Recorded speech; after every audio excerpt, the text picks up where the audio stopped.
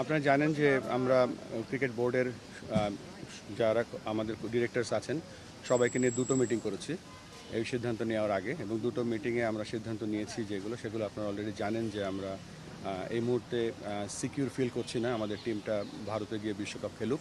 তো আমরা আইসিসিকে চিঠি লিখেছি এবং চিঠিতে আমরা পরিষ্কারভাবে জানিয়ে দিয়েছি আমরা কি বলতে চাচ্ছি, কেননা আমাদের কাছে মনে হচ্ছে সিকিউরিটি একটা বড় কনসার্ন এবং সেটা ফলো করছি। আমরা আইসিসিকে মেল পাঠিয়েছি এবং আমরা সাথে সাথে তাদের কাছ থেকে একটা মিটিং করার জন্য তারা আমাদেরকে বলবে খুব তাড়াতাড়ি, সেখানে আমাদের কথাগুলো আমরা এক্সপ্রেস করব। বাট ইমেলটা পাঠিয়েছে তার রিপ্লাইয়ের উপরে নির্ভর করছে আমরা পরবর্তী পদক্ষেপ কী নেব।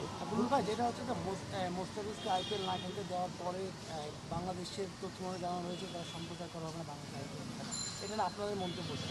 এটা তো ধরেন ভারতের একটা ডোমেস্টিক ক্রিকেট এবং ডোমেস্টিক ক্রিকেটে কার না দেখানো এটা আমাদের সরকারের ডিসিশন এবং এটা আমাদের এখানে আমরা বলবো যে সরকার যেহেতু এটা তথ্য মন্ত্রণালয় সিদ্ধান্ত নিয়েছে, আমাদের পক্ষ থেকে আমাদের এখানে কিছু বলার নেই। তবে এটা ঠিক যে আমরা যে সরকার যে সিদ্ধান্ত নেয় সেটা আমরা সমর্থন করি।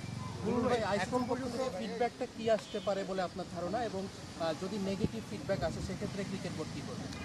আমরা তো জানি না কি ফিডব্যাক আসবে, তবে আমরা যে ক্লজগুলো দিয়েছি সেগুলো উইদিন দি এমপিওর মধ্যেই আছে।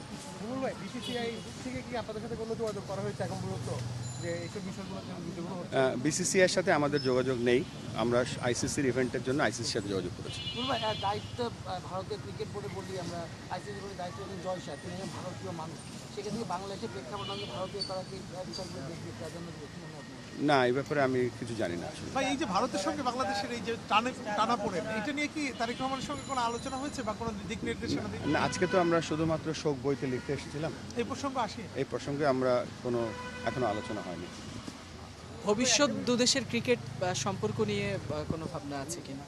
কারণ তাদের সাথে সামনে একটা সিরিজও না, এটা তো আমরা তো দুদেশের ক্রিকেট তো এটা বাইল্যাটারাল সিরিজ যেগুলো হবে, বিশ্বকাপে খেলা হবে, এগুলো একটা ব্যাপার, আর বিশ্বকাপে খেলতে যাওয়া আর সিকিউরিটি আরেকটা ব্যাপার। সো আমরা আপাতত বিশ্বকাপের যে ব্যাপারটা আছে সেটা নিয়ে আমরা চিন্তা করছি। একটা বিষয় হলো যে আপনার ক্রিকেটার এই যে ঘটনাটা ঘটলো আর কি, আপনি নিজেও একজন আপনার দীর্ঘদিন এই ক্রীড়াঙ্গনের সঙ্গে আছেন, এই যে আপনার ভারতের এই যে আমাদের প্লেয়ারকে বাদ দিয়ে দেওয়ার যে আপনি ঠিক আছে, আপনি দেখতে একজন ক্রিকেটার, আপনার আহত হওয়া বাংলাদেশের অধিকাংশ আহত হয়েছে, মানুষের একটু ভালো প্রতিক্রিয়া জানতে চান, আপনি যেহেতু এদের সঙ্গে আছেন, আপনি নিজেও ক্রিকেটার না, দেখেন, মোস্তাফিজ আমাদের দেশের অন্যতম একজন খেলোয়াড়, আমাদের ইতিহাসের অন্যতম সেরা ফাস্ট বোলার, এবং আমরা এখানে ফারুক ভাই আছেন, খালেদ মাসুদ পাইলট আছেন, এখানে অনেক ক্রিকেটার্সরা এখানে আছেন। ক্রিকেটার্স যখন খেলতে যায় তখন তার মান সম্মান নিয়ে ক্রিকেট খেলে। তো আমরা সকলে যে ক্রিকেট বোর্ডের কর্মকর্তারাও যারা আছেন বা ইনক্লুডিং মি, আমরা এটা ভালোভাবে নেই না কখনো কোনো ক্রিকেটারকে যখন কোনোভাবে অমান্য করা হয়। সো অবশ্যই আমরা অসম্মান করা হয়, সরি, এবং এই জন্য আমরা সকলে মর্মাহত। এখানে ফারুক ভাই আছেন, সাকওয়াত ভাই আছেন, আপনাদের বুলবুল ভাই, শেষ একটা প্রশ্ন, সেটি হচ্ছে যে মোস্তাফিজকে আইপিএল থেকে বাদ দেওয়া হয়েছে শুধুমাত্র রাজনৈতিক কারণে, সেখানে শুধু তাদের অফিসিয়াল কোনো তার পারফরমেন্স কিংবা ফিটনেস ওরকম কোনো কারণে না, সেই ক্ষেত্রে আপনারা কি বিসিসিআই থেকে তাকে বাদ দেওয়ার ব্যাপারে কোনো জবাব কোনো কিছু জানতে চেয়েছেন কিনা? আইপিএলটা হচ্ছে বিশ্বকাপের পরে, ফিটনেসের কোনো কারণে নেই। যদি ফিটনেস থাকেও, মোস্তাফিজ তো বিপিএল খেলছে একেবারে ফুল ফর্মে।